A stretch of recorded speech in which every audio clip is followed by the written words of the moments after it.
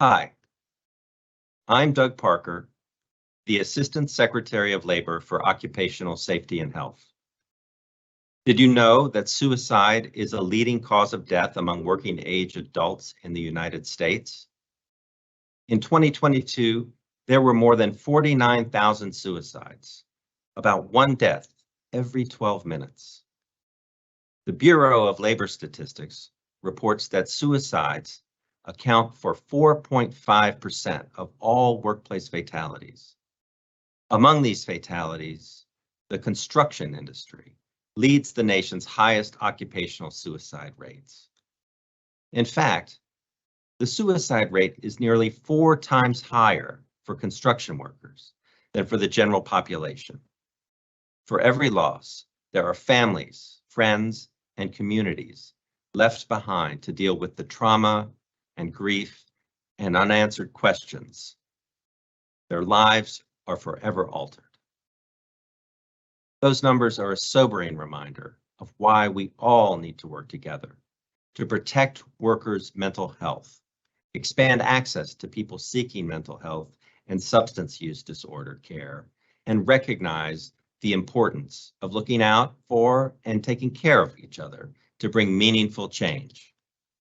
While there is no single cause for suicide, we know that work-related stress can significantly affect mental health, which can lead to anxiety, depression, substance use, or even suicide. Some of the stresses construction workers can face include seasonal or inconsistent work, demanding schedules that keep workers away from home and support systems, and risks of serious injuries on the job. Stress can also come in other ways. Prior trauma experienced from a workplace fatality or during a tour of duty serving our country, strains in a personal relationship, sleepless nights caring for a newborn or an elderly family member, pressure from deadlines at work, social isolation and loneliness, and many more. So, just as we talk about protecting workers from physical workplace hazards, it's time to start talking about mental health in the same way. That is why the U.S. Department of Labor and OSHA are bringing more awareness to help employers gain confidence in talking to workers about workplace stress, mental health, and substance use.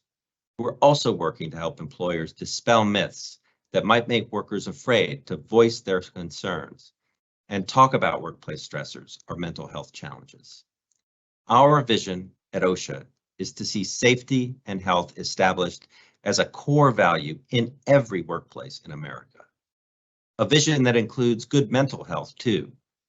We have to act now to reverse this trend before someone else becomes a statistic. It may be challenging to talk about mental health and suicide, especially at work, but you are not alone. If you are having trouble coping with work-related stress or any stress, it is essential to get help. Call or text the 24-hour Suicide and Crisis Lifeline at 988, or join a chat online at 988lifeline.org/chat. OSHA has also created a workplace stress kit for employers with guidance and training to help improve employee mental health and well-being. If you are concerned about a coworker, encourage them to get help. Talk with them privately and listen without judgment. If you believe a coworker is in crisis or is at risk of suicide, stay with them until you can get further help.